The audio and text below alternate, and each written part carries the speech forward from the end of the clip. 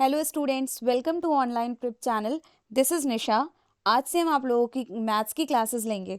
तो हम लोग जो नया चैप्टर स्टार्ट कर रहे हैं वो है नंबर सिस्टम, मतलब संख्या पद्धति। संख्या पद्धति में हम लोग generally different kinds of numbers पढ़ेंगे, like even number, odd number, सम संख्याएं, विषम संख्याएं, फिर कुछ डिविजिबिलिटी रूल भी पढ़ेंगे। ठीक है, तो ये सारी चीज़ें आज हम लोग पढ़ेंगे। तो आइए चलिए हम लोग स्टार्ट करते हैं आज का अपना पहला लेक्चर। तो देखिए, नंबर सिस्टम क्या है। नंबर सिस्टम में एक आता है कॉम्प्लेक्स नंबर। कॉम्प्लेक्स नंबर क्या होता है, इसे हम लोग ए प्लस आई बी के फॉर्म में लिखते हैं। तो ए और बी जो होता है वो होता है रियल नंबर, मतलब वास्तविक संख्या, और आई जो होता है वो होता है इमेजिनरी नंबर। इसीलिए इसे हम लोग कॉम्प्लेक्स नंबर कहते हैं। तो कॉम्प्लेक्स नंबर दो नंबर से मिलके बना होता है, एक होता है रियल नंबर और एक होता है इमेजिनरी नंबर। रियल नंबर भी दो पार्ट्स में डिवाइड होते हैं, एक होता है रैशनल नंबर और एक इरेशनल नंबर।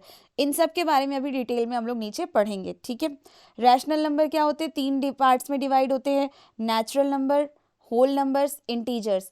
नेचुरल नंबर्स भी चार पार्ट्स में डिवाइड होते हैं, even number, odd number, prime number and composite number. और इंटीजर्स भी positive integers, negative integers, non negative integers, non positive integers. तो पॉजिटिव इंटीजर्स में हम लोग 1 2 1 से स्टार्ट करते हैं। निगेटिव इंटीजर्स में हम लोग -1 -2 -3 लेते हैं। नॉन निगेटिव इंटीजर्स मतलब जिसमें निगेटिव ना हो और हम लोग उसमें अपने 1 2 3 4 में ज़ीरो ऐड कर दें, तो ये होता है नॉन निगेटिव इंटीजर्स। नेक्स्ट होता है non positive integers. Non positive integers में हम लोग पॉजिटिव चीज़ें नहीं लेते हैं, बस साथ में ज़ीरो लगा देते हैं निगेटिव के।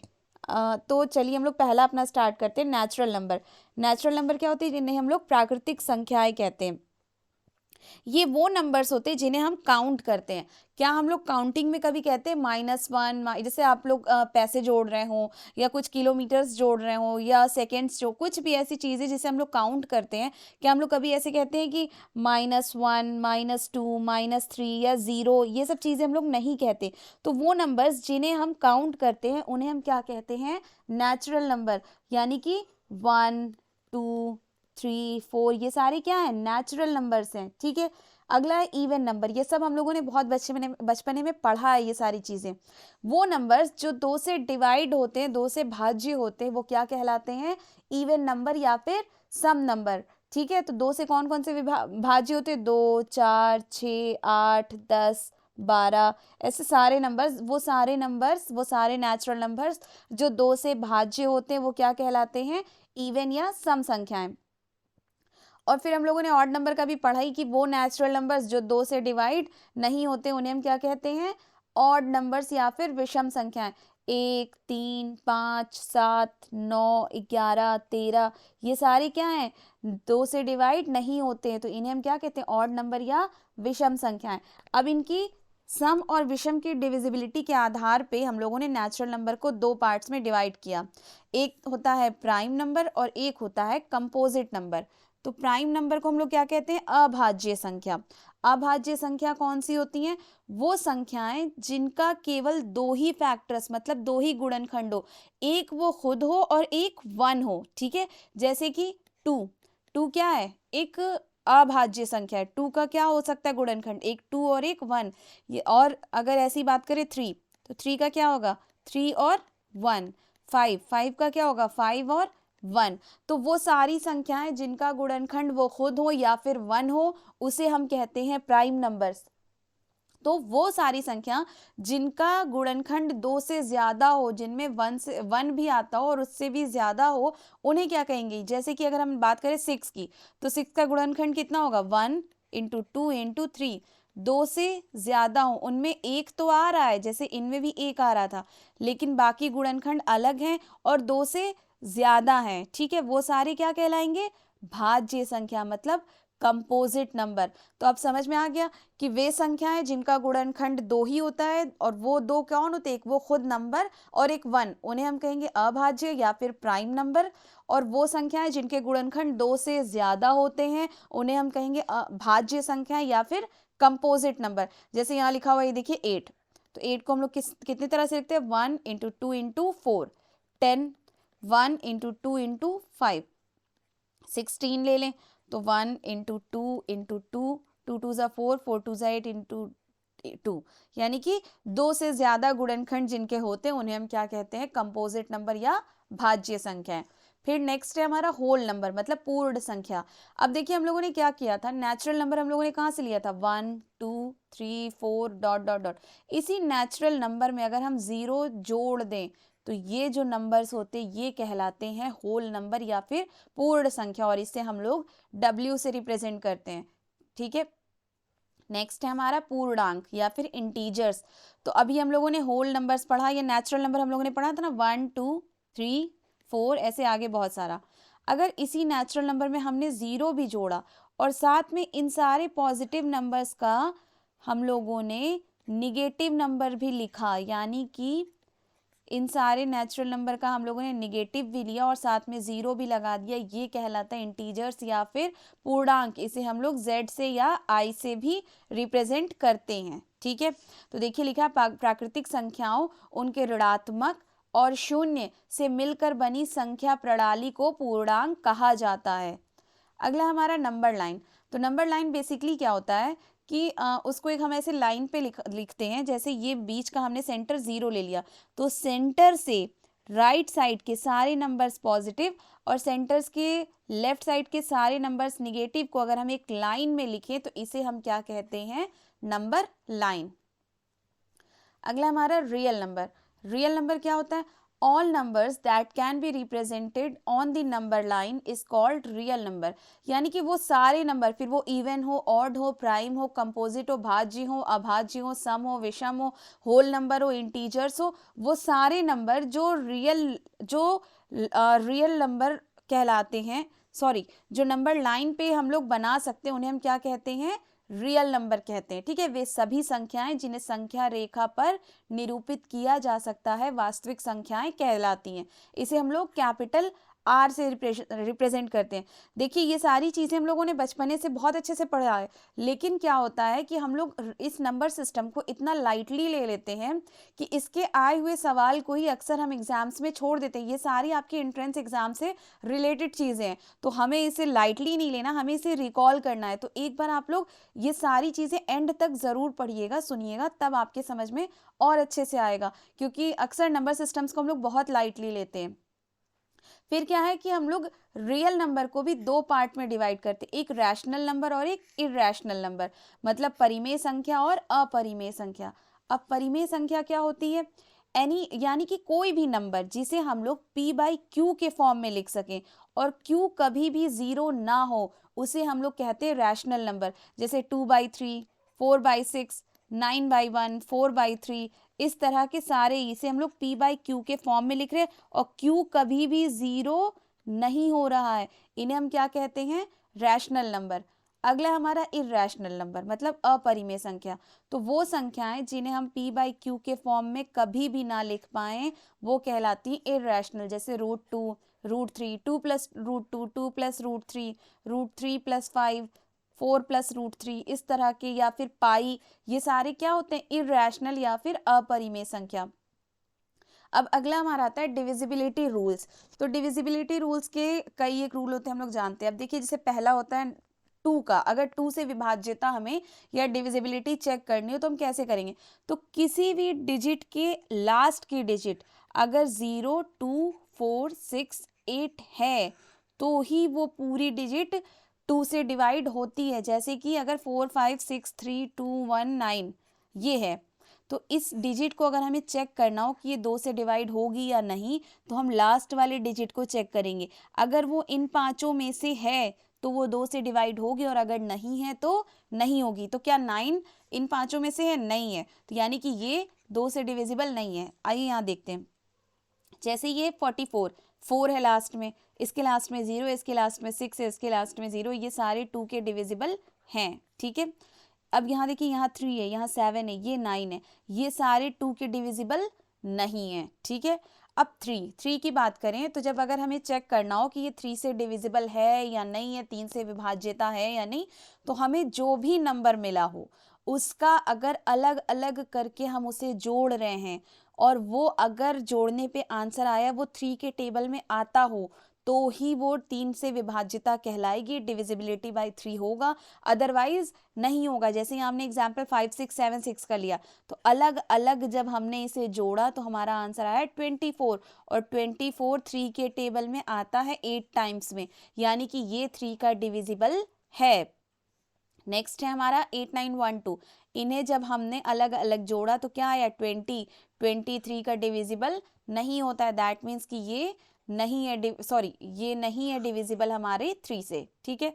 अगला आता है 4, 4 की डिविजिबिलिटी अगर हमें चेक करनी हो तो हमें क्या चेक करना होता है, लास्ट के 2 डिजिट, अगर लास्ट का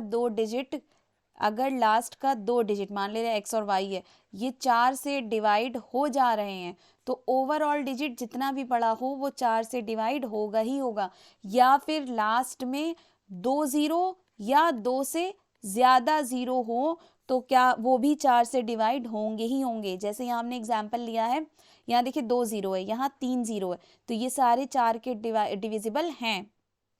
अगला देखिए नेक्स्ट हमारा 5 2 2 8, हम लोगों ने एग्जाम्पल लिया 5 2 2 8 का। हमने क्या कहा कि इस तरह के में लास्ट के 2 डिजिट को देखते हैं वो 4 से डिवाइड होता है या नहीं, तो यहाँ लास्ट का 2 डिजिट क्या है 28, 28 4 से डिवाइड होता है 7 टाइम्स में, यानी कि ये ओवरऑल डिजिट 4 से डिविजिबल है, ठीक है, 4 से भाज्य है।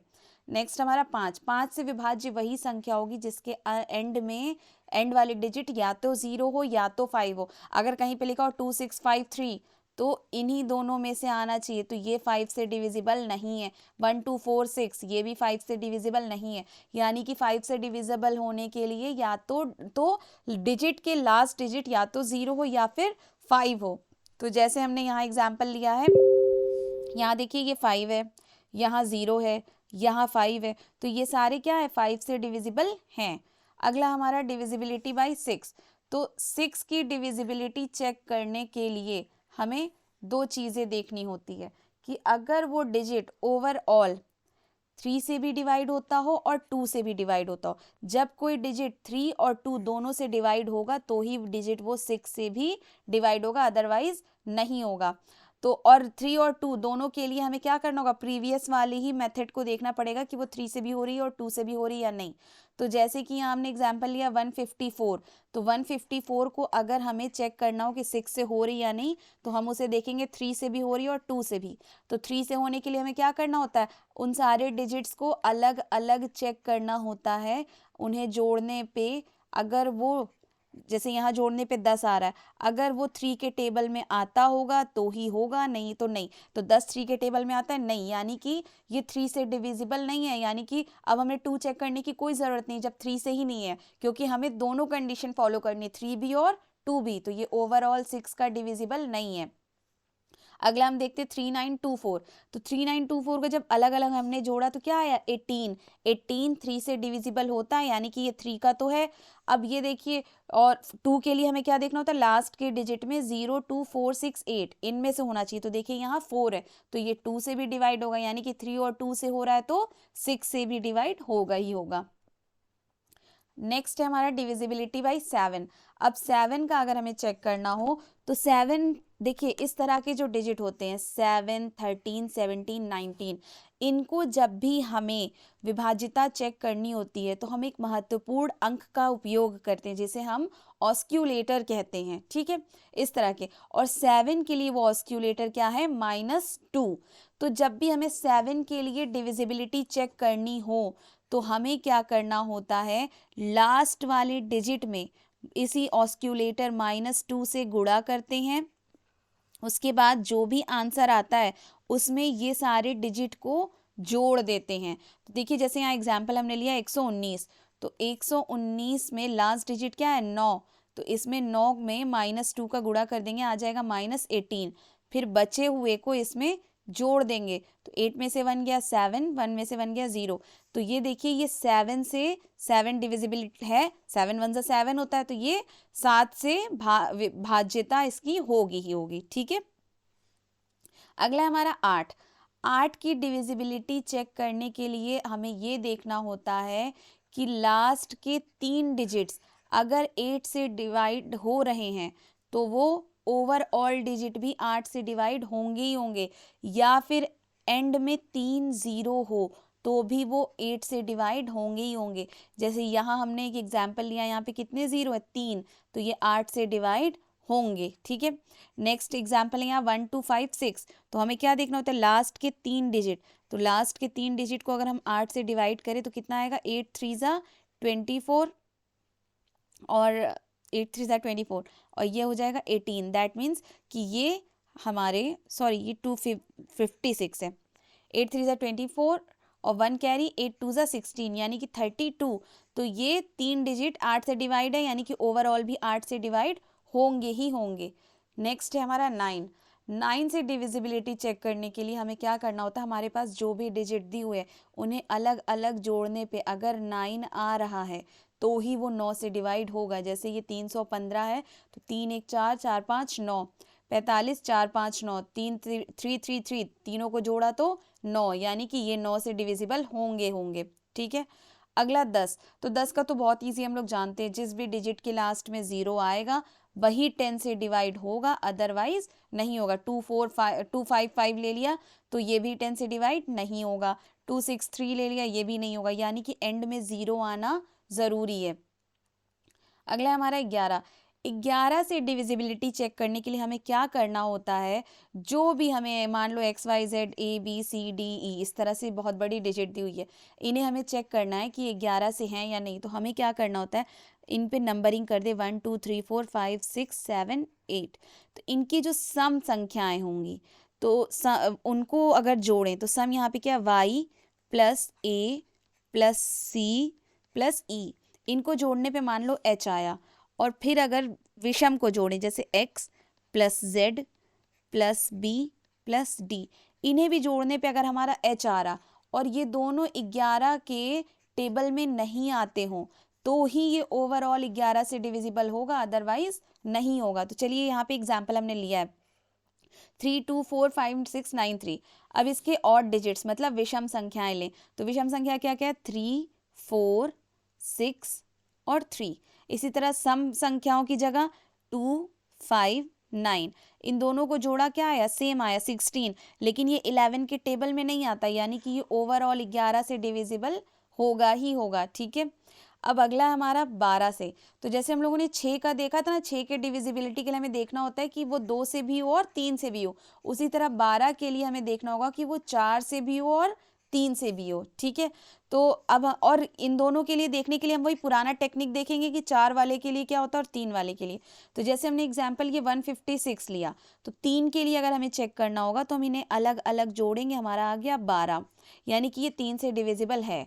अब हमें किससे देखना है, 4 से। तो 4 के लिए हमें क्या करना होता है, लास्ट के दोनों डिजिट को देखना होता है। तो 56 को जब 4 से देखेंगे तो 14, यानी कि ये 4 से लास्ट के 2 डिजिट हो रहे हैं, यानी कि ये 4 से भी डिविजिबल है। तो ओवरऑल क्या है, ये 12 से भी डिविजिबल है।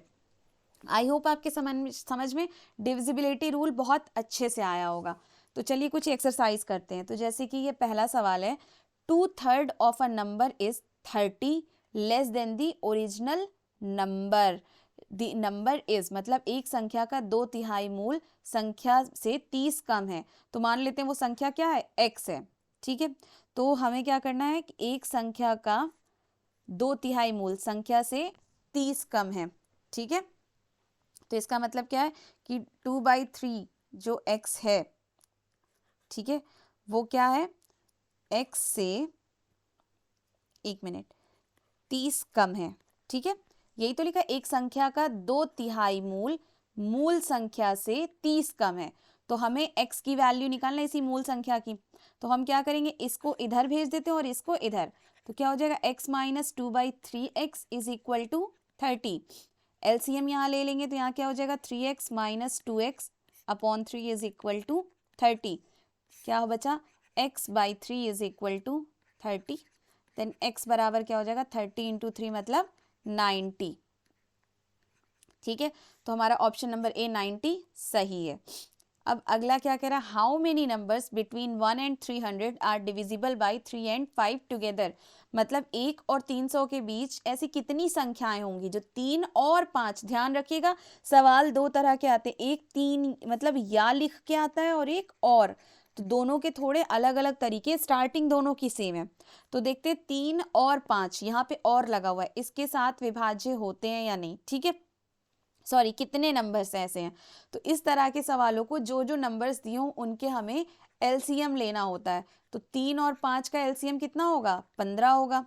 तो और जो जितना डिजिट से निकालना हो उससे हमें डिवाइड कर देना होता है। तो कितना हो जाएगा यहाँ पे 20। तो 3 और 5 से जो डिवाइड करेंगे, ऐसी कितनी संख्याएं 1 से 300 के बीच 20 संख्याएं हैं।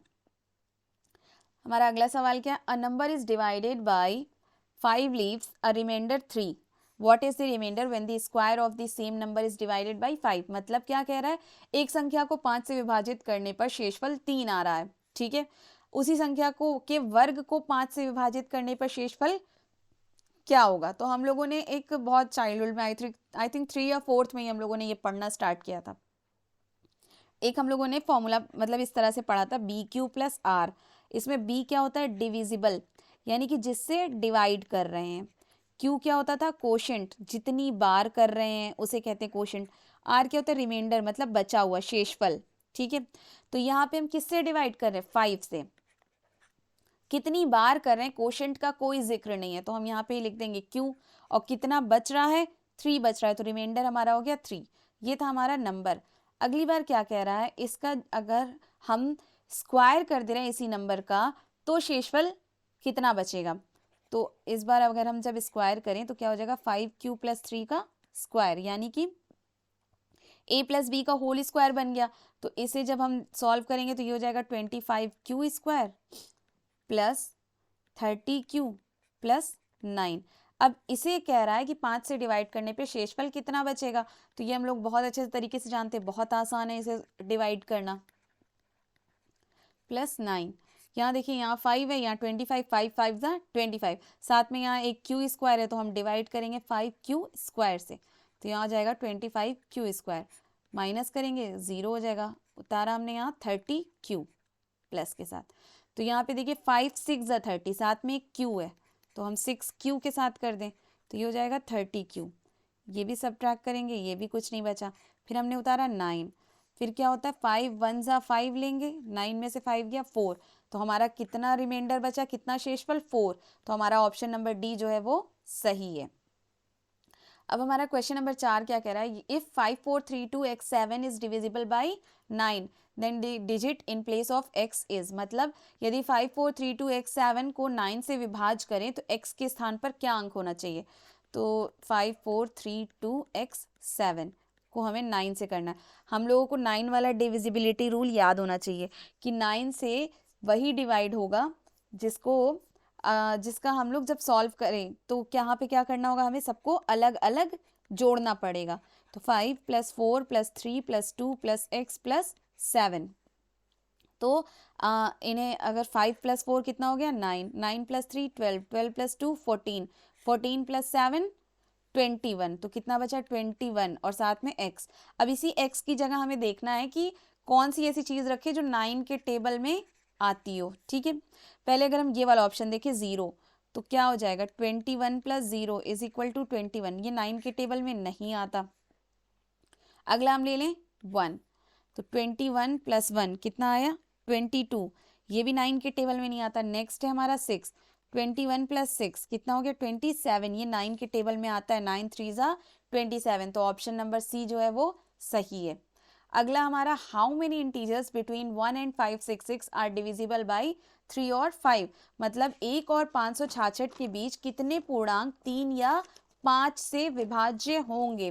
तो हमने अभी ऊपर बताया कि हमें ध्यान देना है किसका, और या का। ऊपर वाला क्या था, और था, नीचे वाला क्या है अभी ये या का है। तो इस तरह के सवाल को अलग तरह से करेंगे। बस हमने ये उस टाइम भी कहा था कि स्टार्टिंग सेम होती है, तो हमें 3 और 5 का एलसीएम लेना है, कितना आएगा 15, और जो दिया हुआ है उससे डिवाइड करना है। तो 566 को जब हम 15 से डिवाइड करेंगे तो ये आएगा 15 3 ज़ा 45, और बचेगा कितना 9, 9 और 6 45 11 116, 15 7 ज़ा 105, यानी कि आगे डेसिमल में जाएगा। तो हम ये थोड़ी कहते हैं कि 4 डिजिट 4.2 डिजिट है, 5.1 पॉइंट वाली चीज़ें अभी हम लोग लेते नहीं, तो हम लोग क्या करें, इसको अप्रॉक्सीमेटली लगभग बराबर कर दे रहे हैं। फिर यानी कि इतने डिजिट जो हैं वो ये दोनों काटेंगे उसको, यानी कि हमने ये और वाली अभी कंडीशन बताई है। अब या वाली देखिए क्या करेंगे, इसी को अलग अलग हम एक बार 3 से और एक बार 5 से डिवाइड करेंगे। 3 से डिवाइड करेंगे तो ये कुछ लगभग 188 के बराबर आएगा, और 5 से करेंगे तो ये लगभग 113 के बराबर। ये आप लोग करके देख लीजिएगा, आगे पॉइंट में आएगा उसको हम छोड़ रहे हैं और लगभग के बराबर ले रहे हैं। अब ये दोनों क्या हैं, अलग अलग कर रहे हैं डिफरेंट, इसको डिवाइड, तो इन दोनों को हम जोड़ देंगे, कितना आएगा 8 3 11 1 कैरी 8 1 9 1 10 0 1 1 2 1 3। फिर ये क्या थे, ये सारे ये इतने डिजिट थे जो एक साथ कर रहे थे 3 और 5, तो हमें या वाले को देखना है, तो और वाले को हम क्या करेंगे, इसमें से सबट्रैक्ट कर देंगे, घटा देंगे, तो क्या बचा 11 में से 7 गया 4, 9 में से 3 गया 6, और ये यानी कि 264 ऐसे डिजिट हैं जो 3 या 5 से डिवाइड होंगे। तो यहाँ पे ऑप्शन नंबर सी जो है वो सही है। अगला हमारा क्वेश्चन नंबर 6 क्या कह रहा है, विच of the following statement is correct, निम्नलिखित में से कौन सा कथन सही है। पहला क्या कह रहा है, the smallest prime number is 1, यानी कि सबसे छोटी अभाज्य संख्या 1 है। हमने कहा था सबसे छोटी अभाज्य संख्या क्या होती है, 2, 2 फिर 3 फिर 5, 1 नहीं होती, यानी कि ये ऑप्शन गलत है। नेक्स्ट क्या कह रहा है, a composite number can be odd, composite number क्या होता है, हमने कहा था वो संख्याएं जिनका 2 से ज्यादा गुणनखंड हो, तो ऑड भी हो सकती है क्या, ये पूछ रहा है। ऑड नंबर हमारे क्या क्या होते हैं, 3 होते हैं, 5 होते हैं, 7 होते हैं, 9 होते हैं, तो ये सारे के तो एक दो दो ही गुणनखंड है।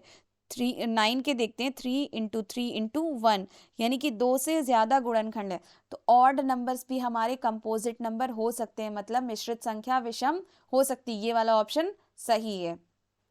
अगला हमारा question number 7, which of the following is a prime number, मतलब निम्नलिखित में से कौन सी एक अभाज्य संख्या है। तो 27 भी 3 के टेबल में आता है, तो ये भी भाज्य है। 51 भी 3 के टेबल में, 39 भी 3 से डिवाइड होगा, यानी कि 47, ऑप्शन नंबर ए जो है वो प्राइम नंबर है। अगला हमारा question number 8, which of the following is a whole number, whole number कौन से होते हैं जो हम लोग 0 से लेकर के चलते हैं, तो 24 भी है, 28 भी है, 32 भी, यानी कि all of the above. Next क्या है, if 2/5 of a number is added to the same number, the resulting number is 210, then the original number is, मतलब यदि किसी संख्या का 2/5 भाग उसी संख्या में जोड़ा जाता है तो परिणामी कितना आ रहा है, 210 होता है।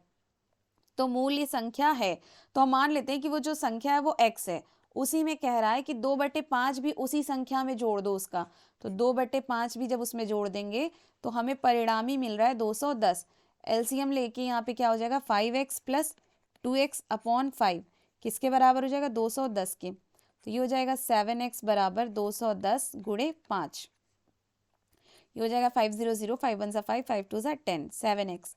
तो यहाँ से x किसके बराबर हो जाएगा, 1050/7, यानी कि 7 1 7 और ये 35 हो जाएगा, 7 5 35 0, तो हमारा ऑप्शन नंबर बी जो है 150 वो सही है। ठीक है, नेक्स्ट है हमारा, विच of the following is an odd prime number, यानी कि विषम अभाज्य संख्या कौन सी है। ठीक है, तो यहाँ पे ये हमने पहले भी कहा है कि ये अभाज्य नहीं है, 1 कभी भी अभाज्य संख्या नहीं होती, याद रखिएगा। बहुत सारे बच्चे ये गलती करते हैं कि हर जगह जो सबसे छोटी विषम अभाज्य संख्या होती है उसको 1 कह देते हैं, जबकि नहीं है। तो इनमें कौन सी सबसे छोटी विषम अभाज्य संख्या है, 3, वरना क्या होती है 2 3 5 7 11, इस तरह से स्टार्ट 2 से होती है। लेकिन निम्नलिखित मतलब इनमें से कौन सी है, तो 3। बच्चे ऑलमोस्ट गलती करते हैं इसे टिक लगा के, जबकि ये गलत है, याद रखिएगा आप लोग। नेक्स्ट है question number 11, how many even numbers are there between 1 and 50, मतलब 1 और 50 के बीच कितनी सम संख्याएं हैं। कोई बड़ी बात नहीं है, जल्दी जल्दी हम लोग इसे लिखेंगे, 1 2 3 4 5 6 7 8 9 10 11 12 13 14 15 16 17 18 19 20 21 22 23 24 25 26 27 28 29 50 सॉरी 30 31 32 33 34 35 36 37 38 39 40 41, 42, 43, 44, 45, 46, 47, 48, 49, 50। हालांकि देखिए आप लोग बिल्कुल याद कर लीजिए कि 1 और 50 के बीच 25 सम संख्याएं होती हैं, यानी कि इवन नंबर्स होते हैं, और 25 विषम संख्याएं मतलब ऑड नंबर्स होते हैं। फिर भी आप लोग एक बार चेक कर लीजिए, हमें सम निकालना है। 1, 2, 3, 4, 5, 6, 7, 8, 9, 10, 11, 12, 13, 14, 15, 16, 17, 18, 19, 20, 21, 22, 23, 24, 25। देखिए 25 हमारी होती है सम संख्याएं। अब 50 में से जब 25 अंक चले गए तो बचे 25 ही, तो वो सारे क्या होंगे, विषम संख्याएं। तो 1 से 50 के बीच में 25 सम संख्याएं होती, 25 विषम संख्याएं। बिल्कुल आप लोग इसको याद कर लीजिए। अगला हमारा क्या है, विच of the following is an odd prime number.